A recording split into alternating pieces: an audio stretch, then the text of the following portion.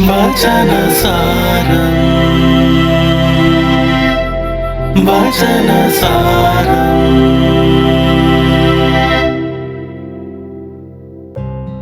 ക്രിസ്തുവിൽ എത്രയും സ്നേഹം നിറഞ്ഞവരെ, ഇന്ന് തിരുസഭ മാതാവിനോട് ചേർന്ന് വിശുദ്ധ മത്തായിയുടെ സുവിശേഷം നാം ധ്യാനിക്കുമ്പോൾ ദൈവത്തിൻ്റെ സ്വർഗരാജ്യത്തെക്കുറിച്ചുള്ള പദ്ധതികളെ നാം മനസ്സിലാക്കുകയാണ്.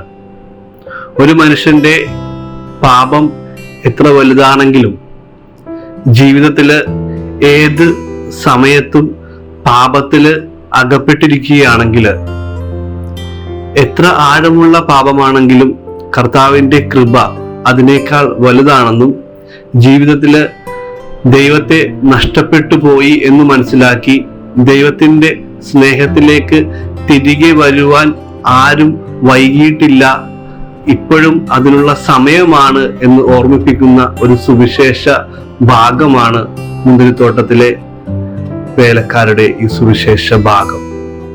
ഏതു മണിക്കൂറിലും കർത്താവിലേക്ക് തിരികെ വരുവാൻ വേണ്ടി നമ്മളെ തിരികെ ക്ഷണിക്കുന്ന സ്നേഹത്തിൻ്റെയും കരുണയുടെയും ഒരു ദൈവമാണ് നമ്മുടെ ദൈവമെന്ന് ഇന്നത്തെ സുവിശേഷം നമ്മളെ ഓർമ്മപ്പെടുത്തുകയാണ്.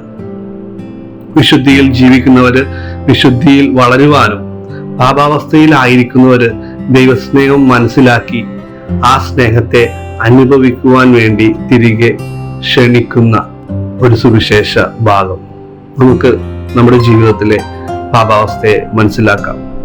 കർത്താവിൻ്റെ അടുത്തേക്ക് തിരികെ വരുവാനുള്ള സമയം ഇനിയും വൈകിയിട്ടില്ല. എപ്പോൾ വന്നാലും നമ്മളെ സ്വീകരിക്കുന്ന ഒരു ദൈവം നമുക്കായി കാത്തിരിക്കുന്നുണ്ട് എന്ന് നമുക്ക് തിരിച്ചറിയാം. അതിനായിട്ട് പരിശ്രമിക്കാം. വചനസാരം വചനസാരം.